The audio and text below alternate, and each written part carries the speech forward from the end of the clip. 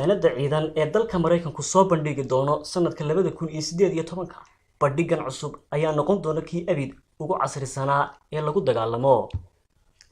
gaariga Bayong waxa uu ka mid yahay gaadiidka dagaal ee Mareykanku soo bandhigi doono wuxuuna ku dagaalami karaa badda iyo berigaba waxaana ku rakiban laserka loo isticmaalo in uu qofka ama shayada kale uu ku dilo 3 mitir ilaa 10 mitir.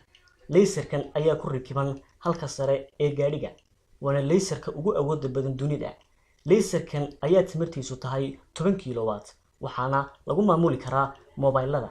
si fudud ayuu laserkani u kordhin karaa tamartiisa isagoo oo ku siyaadin kara 50 ilaa 60 kilowatt iyada oo ay ku xiran tahay hadba xaaladda dagaal ee uu ku jiro.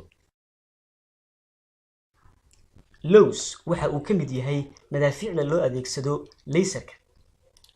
waxaa loogu talagalay in cadowga dhufaysyada ku jira si fudud looga saaro. tamartiisuna waxa ay gaadhaysaa ilaa 30 kilowatt.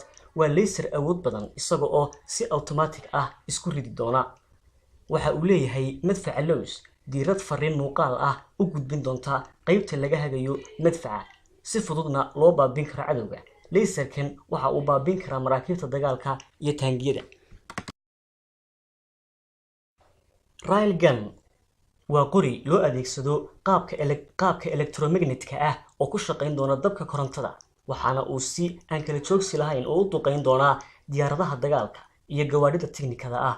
waxaana lagu guuleystay in uu qoriga Railgun uu wax ka baabin karo cadowga jooga masaafo 200 kilomitir ah ama 140 mayl. waana qoriga ugu awoodda badan dunida.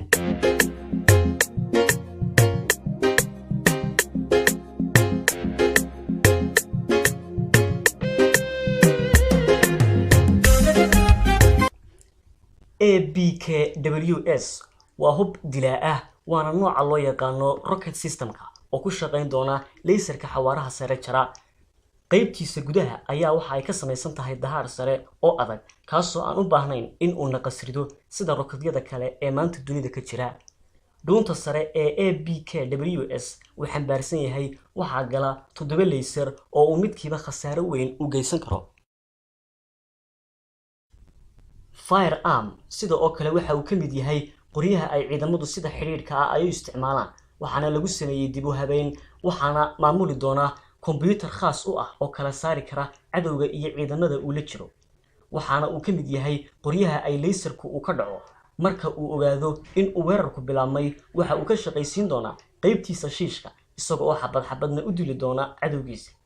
marmarka qaarna waxaa si toos ah u isticmaali kara ciidamada isagoo oo wax khasaare ah aan u geysanin. helicopterta aan duuliyaha lahayn ee MQ waa diyaarad qaab kasta ama size kasta la leegaysiin karo. sidoo kale marmarka qaar waxaa wadi kara duuliyaasha caadiga ah oo uma baahna wax xirfad saayid ah.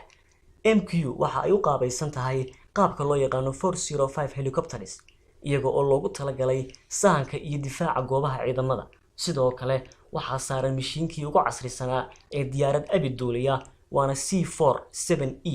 miisaankeeduna waa 318 kilogram iyada oo mar walba lagu hawlan yahay bilaha soo socda in la rabo in la sii yareeyo miisaankeeda iyo size-keedaba. waana diyaaradda sahan ee qaadi karta video xilliyada habeenkii bilaa iftiinna wax ku duubi karta.